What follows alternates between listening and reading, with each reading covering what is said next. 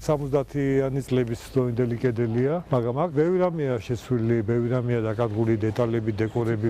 კულტურული მემკვიდრეობის სააგენტოს გენერალური დირექტორი მერაბ ბოჭოიძე ლიტერატურული საქართველოს ძველი შენობის ამჟამინდელ მდგომარეობას აფასებს. ალბათ უფრო ნაკლები დანაკარგებით შეიძლებოდა ეს შეფსუკარო შენობა მისი რესტავრაცია. ალბათ კი რა ნამდვილად ვიცი. ნახევრადდანგრეულ ცისფერფასადიან სახლს მოედანზე მდებარე სხვა შენობების მსგავსად კულტურული მემკვიდრეობის ძეგლის სტატუსი აქვს. არქიტექტორ-რესტავრატორი ამბობს, რომ გუდიაშვილის მოედანი ძველ თბილისთან დამოკიდებულების ერთგვარი სიმბოლოა. ბოლოს და ბოლოს ოდესმე ხომ უნდა გავაკეთოთ დასკვნები და ეს ორი შენობა გაიწირა და ამ ორი შენობის საფუძველზე დანარჩენი შენობები რაც ამ მოედანს რაკრავს გარშემო მასზე მაინც არ გავცელდეს და ეს შეცდომები მარტო აი აქ იქნება გაჩერდეს.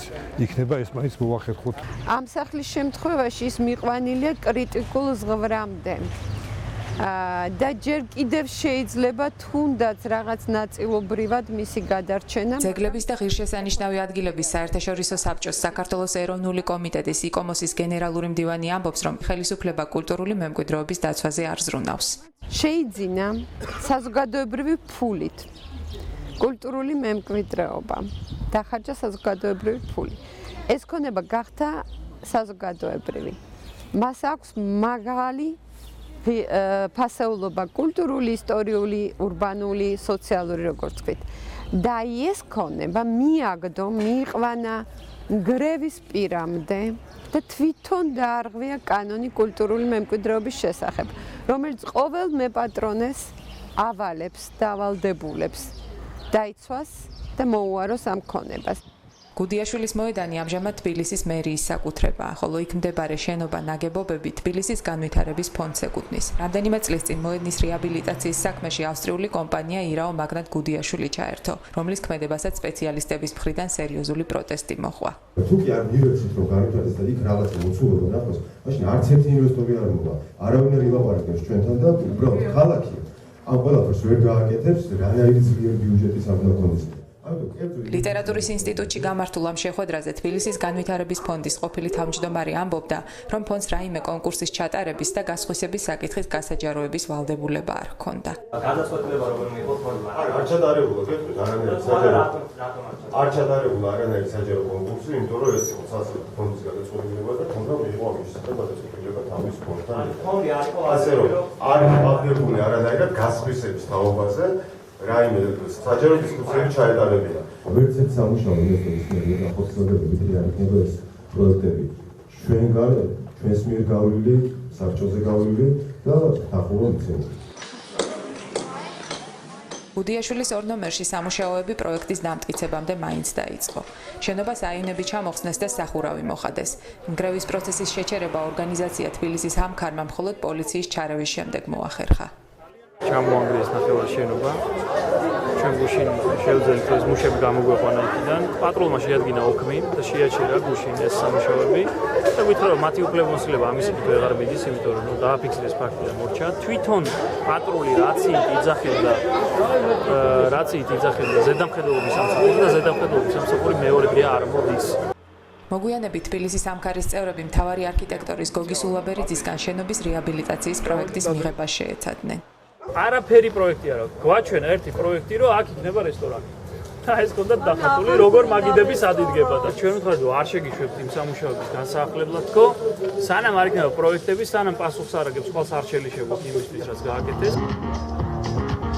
აქციები, კონცერტები, გამოფენები გუდიაშვილის მოედნისთვის უკვე ტრადიციად იქცა.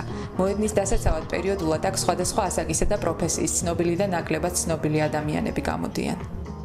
მარაზმში გადავიდა, რომ ყველა მთავრობა ანგრევს საკაურობას. გაანებო რა ამ პატარა შვენი, თუ თბილისი უნდა ეგეა თბილისი. ვინმე მაკაცი ან დაკალი უცხოეთიდან რომ ჩამოგივიდეთ, აი აქ მოიყვანთ, რომ აჩვენეთ, როგორ იქცევიან ქართული პოლიტიკოსები. ერთ-ერთი აქციის დროს შევხვდით არტ სტუდიის არქიტექტორს, რომელიც გუდიაშვილზე მდებარე შენობების რეაბილიტაციის პროექტების ავტორია.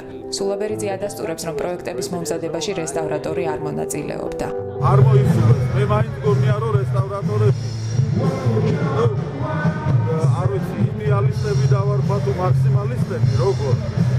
ხო, მე მგონია, რომ უფრო მეტი კომპრომისები რო იყოს, იგივე არქიტექტორებს შორის, იგივე დეველოპერებს შორის და რესტავრატორებს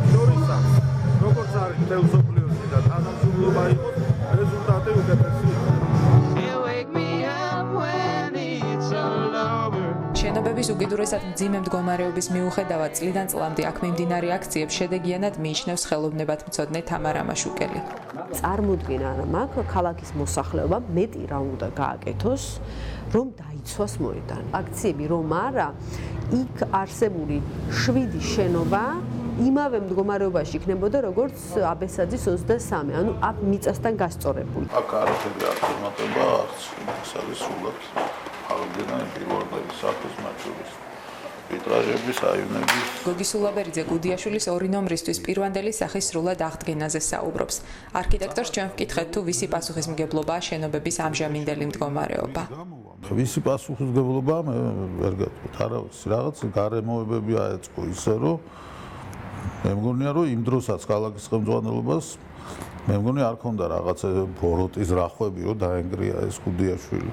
ნუ იმათ შეიძლება ცოტა დაუშვათ სხვა ხედვა ქონდა, დაუშვათ იგივე ზოგ ხელოვნებათმცოდნეებს ჩემი აზრით ზედმეტად ესე ვთქვათ ზოგჯერ მკაცრი და ზოგჯერ არარეალისტური მოთხოვნები აქვს ხოლმე. რა თქმა უნდა, კულტურული მემკვიდრეობის დაცვა არის ერთ-ერთი პრიორიტეტი, მაგრამ გარდა ამისა არის ბევრი ასპექტები, ბევრი კომპრომისებისგან შედგება ყველა ეს გადაწყვეტილება, რომელიც გვიწევს და რაღაცის ხარჯზე ხდება ყოველთვის. ვედრებით ხოლმე საფრანგეთს, შვეიცარიას, ჰოლანდიას რაღაც ქვეყნებს და მოდით შევედაროთ აგერ ჩვენ მეზობლებს დაუშვათ სირიაში არის უძველესი, უძვირფასესი არქიტექტურა, მაგრამ ნუ ღარიბი ქვეყანაა და არა აქვს ფუფუნება, რომ ყველაფერი შეინარჩუნონ. ჩვენ გვაქვს ბედნიერება და ამბიცია და რა თქმა უნდა შევინარჩუნოთ, მაგრამ მაინც რაღაცა რეალიზმის ისიც უნდა გქონდეს შეგრძნება მე მგონი.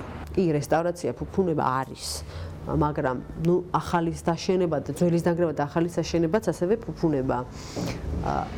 აქ ლაპარაკი ცით რაზეა? მათ არ დათვლილიც არა აქვთ რა განსხვავებაა აი ამ კონკრეტულ შემთხვევაში, აი კონკრეტულ ობიექტზე, მაგალითად, რა ვიცი, ლერმონტოვის 2 ნომერზე, რა დაჯდება ახალის მშენებლობა და რა დაჯდება რესტავრაცია. მათ რესტავრატორი არ აყავთ.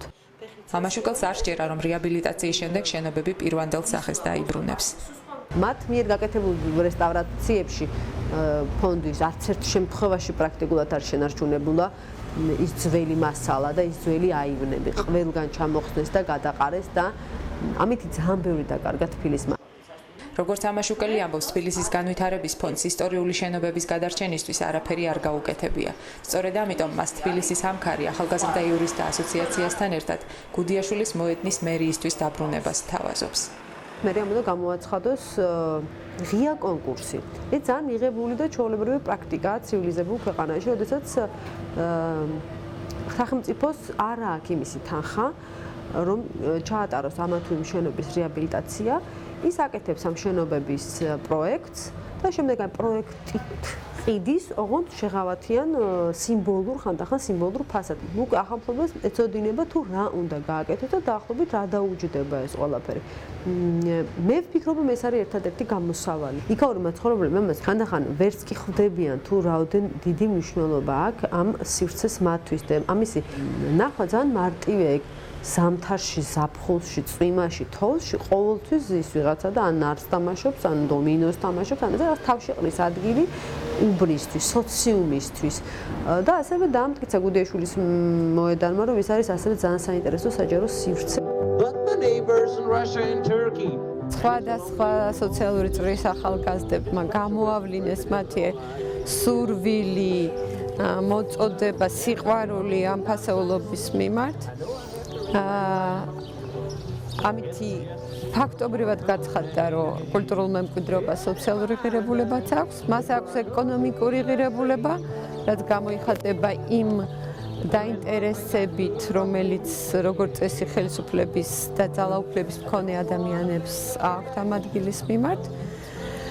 და სიმბოლურია თავისთავად ისიც, რომ აი ასეთი ინტერესის, სიყვარულის მიუხედავად ხელისუფლება მას ექცევა უდიერად, არც ემს პატივს, არც ამ ფასეულობებს და არც ადამიანების სურვილს, მოთხოვნას იყოს ეს შენარჩუნებული.